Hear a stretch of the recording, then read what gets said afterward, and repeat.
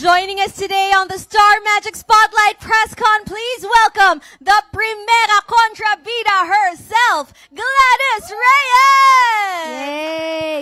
Hello po, magandang hapon po sa inyong lahat. Maraming salamat po Star Magic family for this opportunity, Spotlight Press Con. Thank you. Of course, at sa lahat po ng aming mga kasama sa press, mga kaibigan namin na press, na lagi pong nandyan para sumuporta lagi sa akin. Maraming salamat po sa inyo.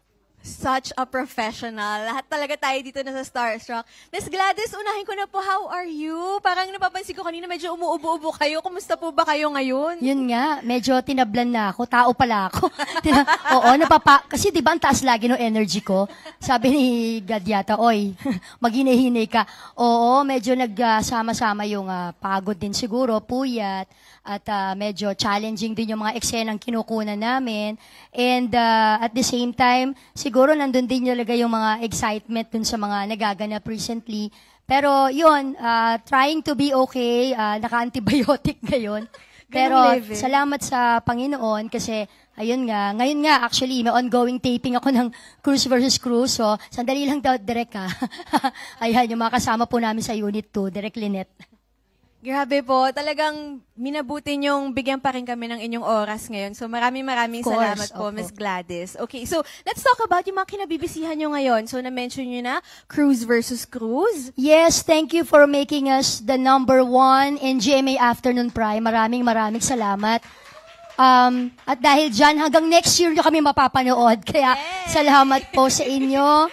At sa lahat ng mga nanggigigil na kay Hazel Cruz, naku, lalo pa kayo manggigigil at wala akong pakialam. Gusto ko yan. Gustong-gusto ko yan. At syempre, abangan nyo lalo yung mga mangyayari. Ano? Ang dami nagre-react. Naku, paano yan? Si Jessica, si Caprice is in PBB House. Ano? Kasi nakikita naman na nila. Well, yun na nga. Kaya abangan nyo anong mangyayari. Ano? Dahil nga si Caprice, yung aking anak, ay nasa PBB House na. So, ano mangyayari sa kanyang character bilang si Jessica, kung ano ang magiging epekto nito sa aming lahat. At syempre, aside from that, and ito nga, nakatapos tayo ng isang musical film, entitled The Heart of Music. And recently, we had a premiere night. So, marami nang medyo nakasilip dun sa initial preview ng aming pelikula. And ako po ay nagpapasalamat kasi talagang ang daming sumuporta, ang daming mga tumulong, at overwhelming. Kaya sana po, tuloy-tuloy lang po hanggang sa kami mag-showing na sa December 10. Congratulations. Ang daming blessings in life. Naku, salamat. Salamat ay. But Miss Gladys, for those who have grown up na pinapanood kayo as the Primera Contrabida nga, sanay na may sinasampal kayo, sinasabunutan. Dito ba sa The Heart of Music, ano po bang maabangan namin, may expect namin sa inyong role? And it's very new kasi musical film siya. Kasi kung i-wrap up ko siya in one word, ibang-iba. Yon. Ibang-iba. 2 words ba yun? Di ba? Hyphenated yun, so diba? Considered one word po yun. One word lang yun So, ibang-iba. So, dahil nga, first time kong gumanap ng ganong role bilang si Yaya Madonna ako dito, na maraming alaga. So, siguro para siyang, just for them to have an idea, para siyang modernized na Sound of Music.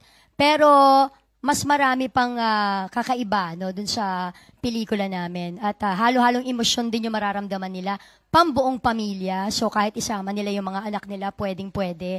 And at the same time, matatawa sila, mai-inspire sila, at syempre, meron din maiiyak sila. So lahat ng emosyon nandito sa pelikulang ito. And at the same time, sabi ko nga, first time to do a musical family drama film. Imagine with Mr. Robert Senya pa and Miss Isay Alvarez, and alongside with mga mga talented young actors, and syempre nandyan din yung mga iba nating kasama na talaga namang singers din. So, sobrang bagong experience po ba ito sa inyo? Kasi we know, we see in your videos, in your posts na kumakanta rin naman kayo as a family talaga. Oh yes. Pero ito po parang bago sa paningin namin na kumakanta kayo sa pag-aarte ninyo. Oo, yung pagkanta ko kasi, alam naman nila, mahilig talaga ako kumanta sa video, okay? yung karaoke, ganyan. So, parang yun na yata yung stress reliever ko talaga, no? Kahit sa bahay, pagka sa tingin ko, medyo stress ako, kakanta-kanta ako sa karaoke. Parang grocery din sa akin, yung pag nag-grocery ako, stress reliever ko yun eh. Tapos, pero yung pagkanta professionally, hindi naman talaga ako professional singer, pero I really love to sing.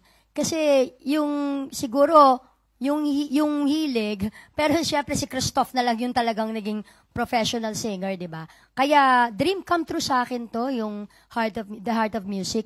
As a matter of fact, nahihiya ako kila Sir Robert and Miss Isay, na syempre napaka-professional nila at kumbaga ilan sila sa mga nire-respeto natin sa larangan ng musika. Kaya talagang nag-crash course ako sa piano. Si Teacher Dixie Lacuesta, shout out Teacher Dixie, nag-voice lessons din ako for this. Kahit pa sabihin mong syempre re-record naman yung mga songs, di ba, sa movie. Pero hindi, nahiya ako kaya kailangan pinaghandaan ko pa rin siya kahit pa paano. And excited na po kami mas marami pang malaman tungkol sa inyong film. But right now, we're gonna open the floor for the questions of our friends from the media. Unahin na po natin ang nag-submit ng question at babasahin ko po. Si Mikey Vinyas. Ang tanong niya po, number 1, pang nasagot na ito ni Miss Gladys, ano ang dapat abangan sa'yo ng fans and supporters mo bukod sa Cruise versus Cruise? So, sige, sabihin natin bukod sa The Heart of Music na rin po. Meron pa po ba kayong pwedeng i-tease? Sa ngayon kasi, dahil kailangan talaga, yun ang pakaabangan nila in The Heart of Music, dahil dito nila ako makikitang hindi nananampal, hindi nananakit, di ba? Kundi ito, nag-aalaga, di ba? Nag-nurture, and at the same time, kumakanta dito sa pelikulang to. Maraming mga first time nilang mapapanood ako dito sa pelikula. Kaya ito talagang pinakaabangan po sana nila. Ngayong nabanggit niyo po yan, Miss Gladys, meron po ba sa inyong desire na talagang gumawa na ng more roles na hindi naman na kontrabida, hindi na nananakit, sabi niyo nga?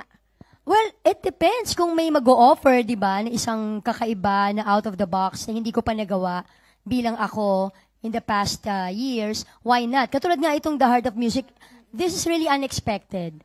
So, I am grateful to to Sir Mario Alaman, dahil talagang, biro mo, ako yung naisip nila, sa dinami-dami, ako yung naisip nila para sa role ni Yaya Madonna, the singing Yaya dito sa The Heart of Music, na sabi ko nga, sobrang na-appreciate ko, to Atmos Creatives, Motion Pictures, na salamat po talaga, Direk Paolo Bertola, our Italian director.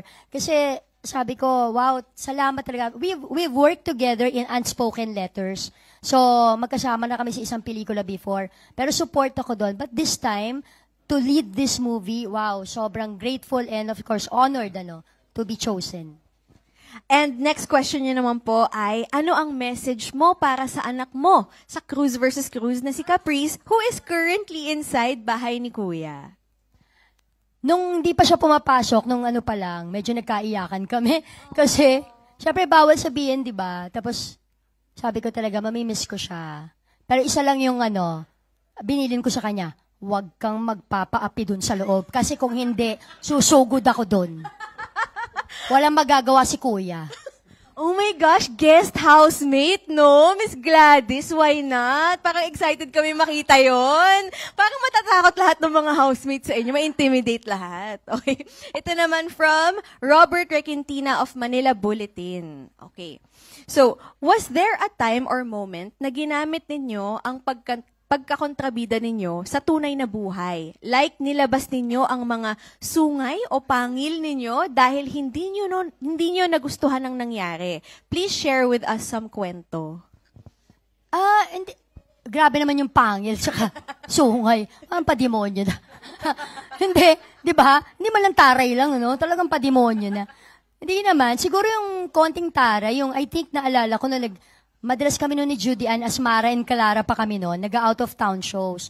Tapos, I think, nauuna kasi si Juday. Di ba si Judy Ann, mahihain po talaga siya sa totoong buhay. Hindi nila masyado naintindihan. Akala nila noon, wala pa kasi social media noon. So, hindi naman nila kami nakikita sa totoong buhay. So, akala nila, kung ano yung character namin, ganun kami sa totoong buhay. Siyempre, galit sila sa akin. So, ina-expect ko na yon. Kaya lagi ako, hi, Miss Friendship ako paglabas ko, nakangiti agad ako. Si Judy Ann, nahihiya. So, nakayoko siya lagi. Akala nila suplada.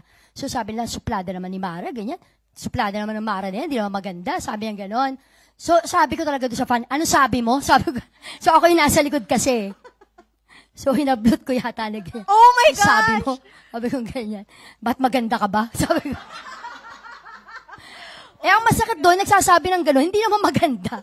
Diba? Sana kung maganda siya eh. Pero yung mga gano'n lang, kasi, ewan ko ba sabi ko, pagdating sa sarili ko, mataas yung tolerance ko sa ganyan eh. Yung, di ako papatol. Pero pag sa kaibigan, lalo na sa anak o asawa or family, doon ako hindi talaga makakapagpigil. Patola ako sa gano'n.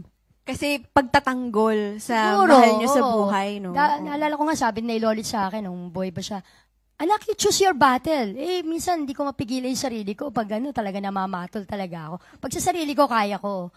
Pero sa iba, or lalo na pag mahal ko, hindi ko kaya. Tsaka for a good cause naman. Kasi may nangaapi dun kay Miss Juday.